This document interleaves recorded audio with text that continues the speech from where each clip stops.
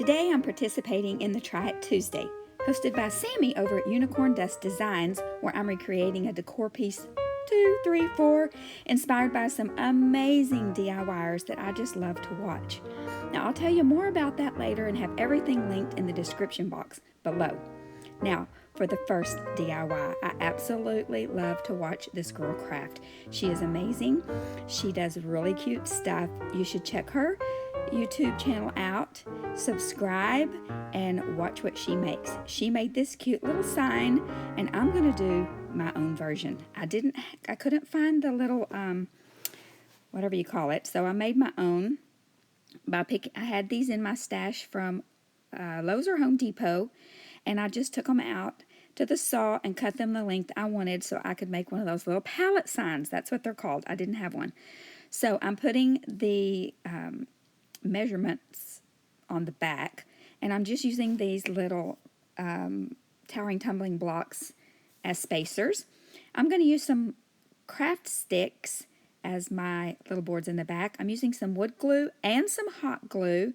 Hot glue adheres it quickly. Wood glue is a little more durable. So there, we have our own little palette. Now I'm using some antique wax by Waverly. I added a little water to it and watered it down. And I'm using an old piece of t-shirt. If you've watched me at all, you know I love to use old cut-up t-shirts to craft with. And so I'm using this old cut-up t-shirt to apply this like a stain. And I do all the front and all in between those little slats. Now I picked up this cute little house at Dollar General for just $1. I'm going to cut those beads off, but I'm saving them because I'm going to reattach them later. And I'm going to paint it moss in Waverly chalk paint. I did give it 2 coats. Now I'm going to take another piece of that old t-shirt, and I'm going to kind of dry brush with the t-shirt. Now, I used to do this back in the 90s a lot when we did dusty blue and dusty mauve or dusty rose, and we called it whitewash. We whitewashed everything. Now we dry brush or distress everything. Nothing's new under the sun. So then I made this cute little monogram on my Cricut, and I used the font Cruncho Monogram, and it came out the cutest little decal. And so I put it on this little house because I had a friend in mind who I knew would love this little DIY. She's also a subscriber and avid watcher, so here you go, Jennifer. Here's your house. And so I just put a little piece of masking tape on the end of this twine so it doesn't fray and it goes through easily. Just looped that around the hole, and I didn't show that I painted that pink bead in the same color as my house. I'm going to knot the end so those beads don't fall off, and I believe I double knot it just to make sure. I don't want those beads to fall off anytime soon. Cut off the excess, and then I'm going to put a hanger on the back. So I cut off however much twine I need, measuring to see how long the hanger looks good, you know, how long it needs to be to look good. Then I'm going to tie a knot in each end of that twine, and I'm going to put it down. You're going to see I kind of made a boo-boo, and I had to undo it. But I'm going to use my staple gun, and I'm going to staple this to the back. The staples were almost too long to go through there, but it worked good. Now, I should have put it on the top one, but nope, I put it on the second one and realized, oh, I don't have enough hanger to come out, so to come out at the top to hang it by. So I used my handy-dandy tweezers that I use on the daily and my needle nose pliers that I use on the daily, and I just staple this to the top there underneath that knot so it's not going to slip out. And voila, we have a hanger. I think it's a cute little pallet sign that didn't cost me very much. And then I'm just going to hot glue this little house down to the front, and it is done. I think it turned out really cute. I kind of toyed. I think I actually did glue that little bead down so it wouldn't flip-flop everywhere. My next DIY was inspired by Shannon over at the Daily DIYer. She is quite amazing. You have to go over and see her she shed that she built. So this was almost a fail, but this planter is so cute, and I wanted to do it. So I picked up some of these wreath forms at Dollar Tree. One of them broke, and I tried to glue it, but the glue melted the styrofoam, so I just taped it up, and they'll all be in the back, and so you won't even notice when I'm done. So I'm gluing them together, and I'm lining up those seams all in the same spot, so it's all in the back. Now the hot glue does melt the styrofoam, so you have to get that on there quick so that it melds together. You could use a different type of glue if this concerns you, but it worked pretty good for me, and it did kind of seep out the edges a little bit, but you can see there when I lifted it up that you can see, but it's okay. I didn't mind. You can see that it seeped out there in the edges. I thought I was going to use this. I primed it with a gray primer from Ace Hardware, and then I was going to use a texture spray to put some texture on it. That is not what Shannon did. I saw Liz Fenwick over at Liz Fenwick DIY do that, and I thought, well, I would combine the two DIYs together, but you can see it just ate the styrofoam up, and it just wouldn't work. So in order to not make it a fail, I just decided I would try to do it just like Shannon's and paint it black. Now mine is not as tall as Shannon's. I didn't want mine as tall, and so I just put one coat of black chalk paint on it, and it covered beautifully. Should have just done that in the first place, but we don't know until we try.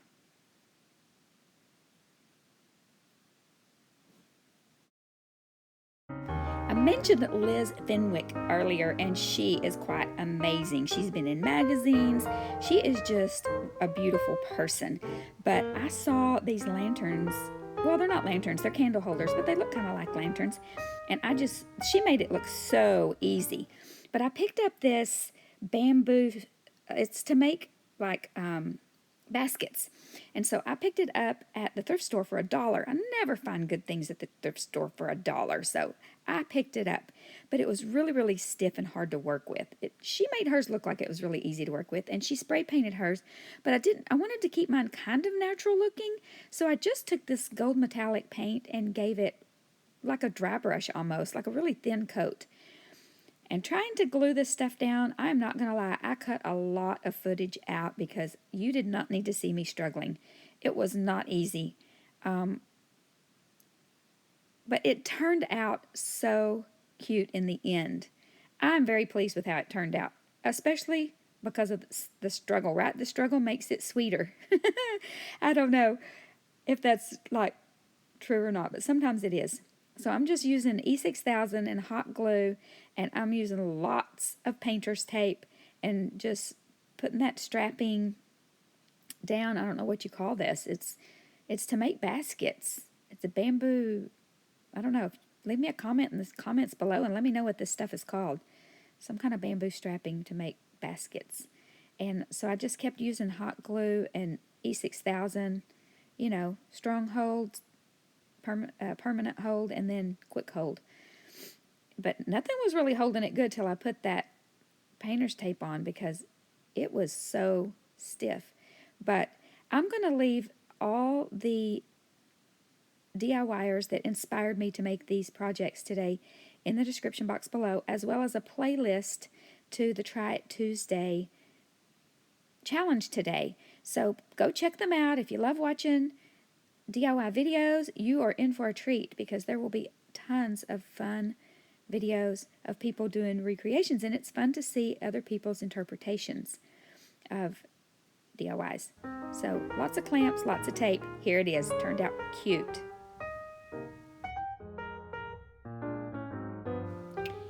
I also did a version with some little scrap leather pieces I had, and I just glued them around just like I did the strapping. Okay, last DIY, and possibly my favorite. This is Fanny over at Creations by Favi, and she is so talented.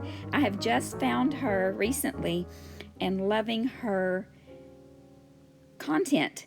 She made this cute lantern, and I decided I was going to try to recreate it with these two mirrors. Now, I bought much larger mirrors than she did, and I didn't realize it until I got way into the project. But it's okay. I love the way it turned out. It's probably my favorite DIY of this video. Now, I started giving it a coat of paint. I have no idea why I started doing this, but I would not have done this. If I do it over again, I would not paint it first. Now I'm going to drill some holes. She suggested using a hot gun. She used her hot pen or some kind of hot tool and made holes to put her skewers in. Now I'm going to use my drill, and there are some little lips in there, or some little plastic kind of something. I don't know what it was underneath there. And I just used that as a guide because they were evenly spaced, and I drilled my holes all the way around. Now, this was tricky. I am not going to lie.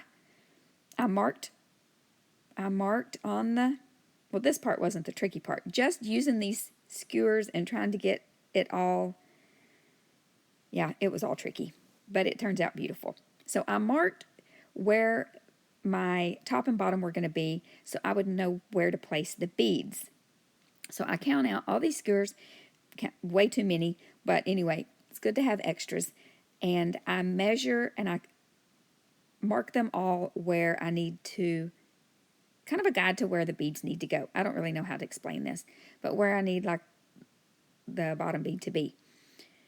So then I grab my wooden beads I get on Amazon. I just look until I find a price that's good. And then I'm going to just use some hot glue and attach these wooden beads. And that works great. And they're actually on there pretty good. I was kind of surprised. So I just spaced them out evenly. And after I did a couple, I realized, once you get to the end of something you're doing several of, then you master it and then you figure out the good way to do it. And then you're upset that you didn't know it from the beginning. But I got out my ruler and then I measured how far apart they were. And I actually had them spaced out evenly just by my eye. I was really surprised. But I got my ruler out and laid it down. And then I marked each skewer. I don't know that I marked it. I didn't mark it. I just put the bead on and then I laid the bead down. I think I had that first mark. Anyway, I don't remember how I did it, but you can see, you're probably smarter than I am to figure this out, but I put one at the 4 inches apart, I believe. I did 8, 4, and 1, and then I just put that glue on there, and then I just slid it till it got where it was, pushed till the glue got dry. My skewer was not as big as the beads, so I had to kind of press it down on there on one side so that it would adhere well. And then last bead on the one. Now this part is the tricky part. I put them all in, then laid it on its side. It wouldn't stay, so I ditched the top and just decided to do the bottoms. Fanny made it look so easy, and yeah, I'm struggling. So I just put some hot glue under there and then used my little, my little muslin strips that I do, and then did that all the way around so that they wouldn't poke out, and it is sturdy. Then I'm going to place the tops on, and I'm just going to put a little hot glue, and I'm just kind of eyeballing to leave it out the best I can because I can't see that mark I made underneath because it's underneath. So then I flip it over, and I put some more hot glue on underneath there to make it a little bit more sturdy. Now, it is kind of flimsy. You can see it's kind of wobbly when I'm gluing it. But that hot glue melts to that plastic and it works good. Now, I didn't have long enough craft sticks because, remember, I used the big mirrors.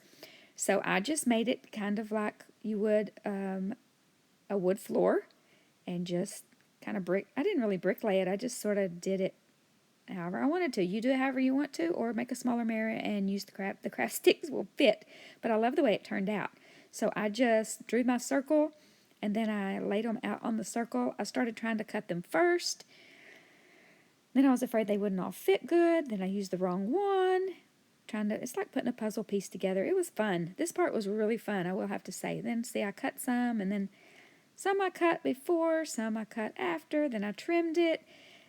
Yeah, there was no rhyme or reason to what I did here. So, it's work smarter, not harder, but sometimes I don't know that. Now, I just put that tip of that hot glue gun down on the side to melt that glue that I had residue on there so that it would be flat, so it wouldn't be bumpy. So that worked out really good. Now I'm just going to take my X-Acto knife and score until all of the excess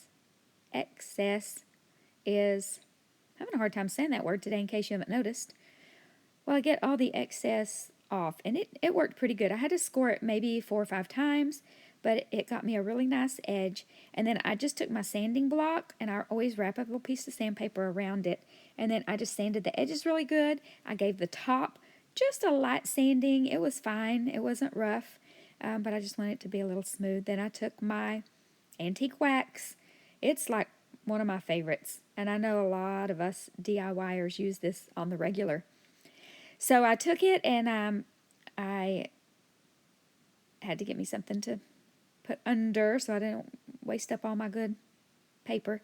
And then, yeah, I'm going to put that to the side, and then we're going to, okay, remember those little pieces I had poking out the top? Well, we got to get rid of those because it's the sharp end. So I just took my X-Acto knife, and I cut it off. It came off really easy with the X-Acto knife. And then I just sanded it a little bit, and it's smooth. It left a little spot up there, but I'm going to fix that. So I gave this all one good coat is all it took, because I guess I had already kind of primed the black plastic frames, so it may take 2 coats if you don't paint it first. But I did give it one good coat, and then I had these sticker, what do you call them, sticker beads, sticker stuff from my stash from when I used to do tons and tons and tons of scrapbooking. I would love to scrapbook again sometime, but I didn't get the sticky off with that little strand, so I had to add some hot glue.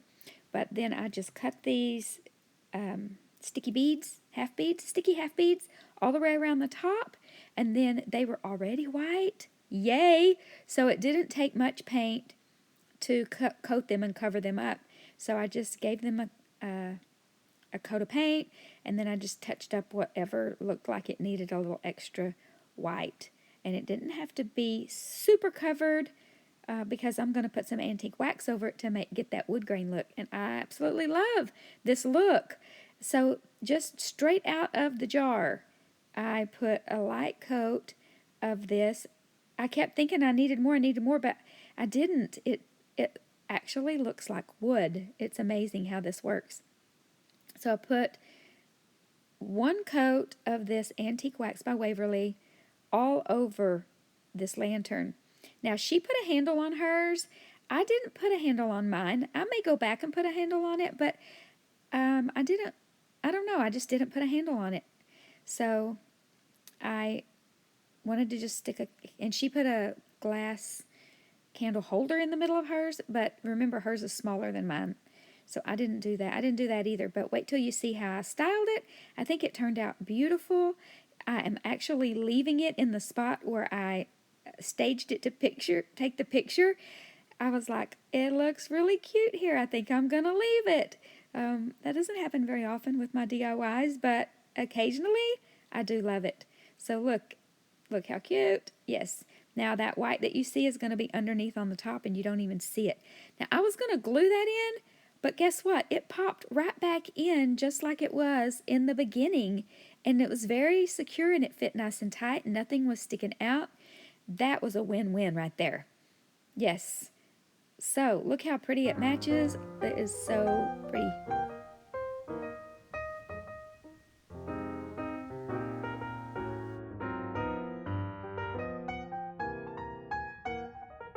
And last but not least, Sammie over at Unicorn Dust Designs. She is amazing, funny, talented. Absolutely check her out.